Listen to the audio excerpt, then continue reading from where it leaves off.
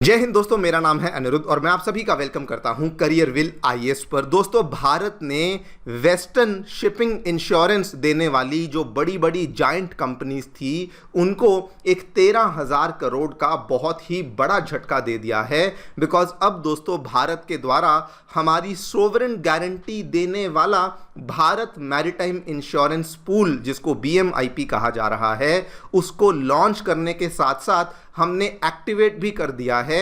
Because पिछले एक महीने में जब इसकी अनाउंसमेंट हुई थी उसके इमीडिएटली बाद 85 हाई रिस्क इंश्योरेंस पॉलिसीज को इंडियन गवर्नमेंट के द्वारा इशू भी कर दिया गया है। आप लोग यहां पे देख सकते हैं जगह जगह पे इसको लेके कई सारी खबरें सामने आ रही हैं। इनफैक्ट इंडिया की जो शिपिंग इंडस्ट्री है वो इसको बहुत ज़्यादा वेलकम भी कर रही है। आप यहां पे खबर देखिए इकोनॉमिक टाइम्स की, India competing to break the monopoly of global PNI clubs. ये जो बड़े बड़े पीएनआई क्लब्स हैं ये मेनली आपको लंदन में, यूरोप के स्वीडन, नॉर्वे में, कुछ आपको अमेरिका में देखने को मिलते थे। लेकिन इंडिया ने इनकी मोनोपोली को ब्रेक करने के लिए अपने बीएमआईपी को लॉन्च कर दिया है। यहां पर भी आप देख पाएंगे खबर दोस्तों कल ही सामने आई, 85 पॉलिसीज को इशू किया गया to the ship owners in a single month. और यहां पर भी देखिए इसका सबसे स्पेशल चीज, वैसे तो मैं डिटेल में आगे चल करके चर्चा करूंगा,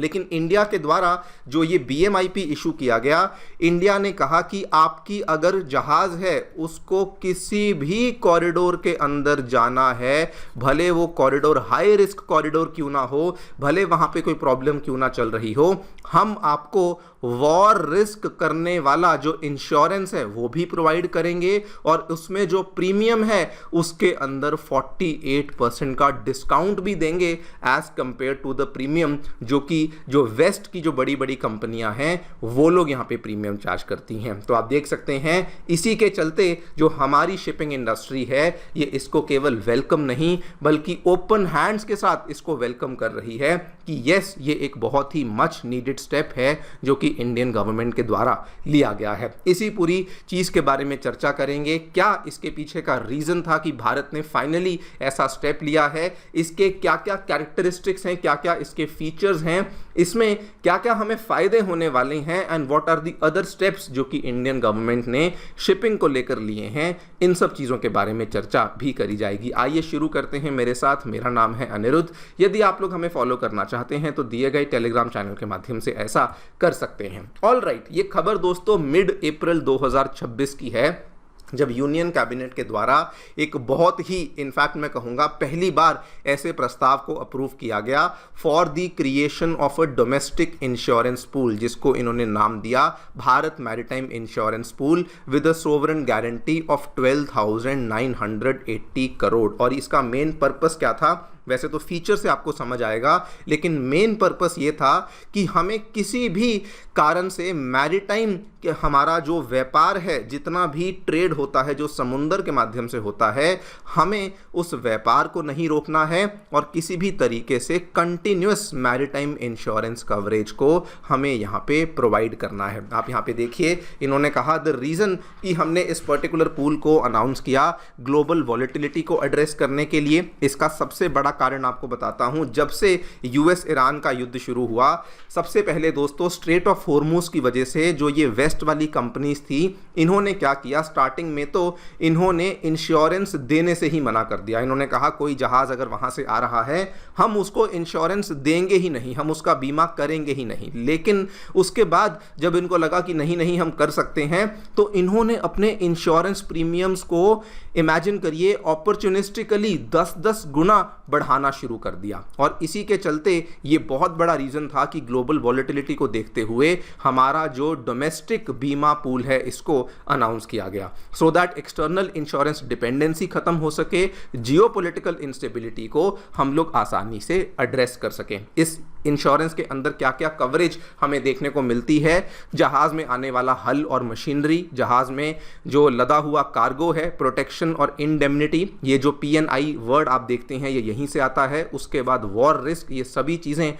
कवर होती हैं। लेकिन मोस्ट इंपॉर्टेंट, इसको थोड़ा ध्यान से देखिए, ये आपकी वेसल को कहीं से भी वो अगर ओरिजिनेट करती है international origin to Indian ports and vice versa, मतलब कि इंडियन पोर्ट से इंटरनेशनल ओरिजिन जाती है, और अगर वो किसी वॉलेटाइल मैरिटाइम कॉरिडोर से भी जा रही है, स्ट्रेट ऑफ हॉर्मुज से जा रही है, मलक्का से गुजर रही है, रेड सी से गुजर रही है, तब भी हम लोग आपको इंश्योरेंस का जो कवरेज है वो देने वाले हैं। आप ये स्टेटमेंट देखिए, जब इसको लॉन्च किया गया था अश्विनी वैष्णव जी ने साफ साफ कहा था, Bharat maritime insurance pool will cover India flagged vessels, India controlled vessels, it will cover 10 years का पीरियड। ये सारे के सारे आश्वासन दिए गए थे। अब ये एक बहुत ही नोटवर्दी मूव था।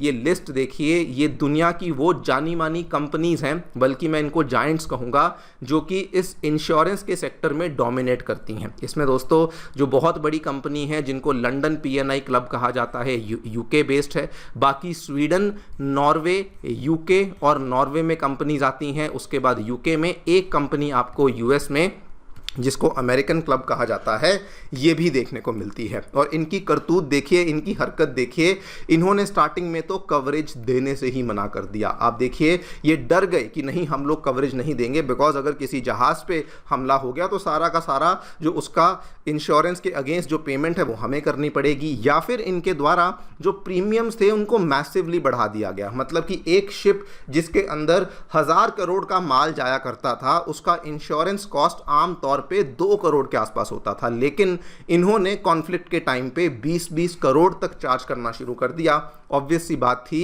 कि एक तरफ तो शिप को डर था कि हम लोग ऐसे एरिया से गुजर रहे हैं, उधर से उनको ये वाला पेमेंट भी इंश्योरेंस को करना पड़ रहा था, जिसकी कोई भी गारंटी नहीं थी कि कल को ये वाले जो इंश्योरेंस क्लब्स हैं ये अपनी बात पे पूरा उतरेंगे, अमल करेंगे या फिर नहीं करेंगे। एंड इसीलिए ये वाली पॉलिसी को लॉन्च किया गया था। अब आप देखिए इसके 2 सबसे अच्छे फीचर्स। नंबर 1, जो प्रीमियम चार्ज किया जा रहा था वॉर रिस्क कवर्स के लिए, उसमें 27 से लेके 48% का रिडक्शन है। नंबर 2, 85 पॉलिसीज को 1 महीने के अंदर इशू किया गया।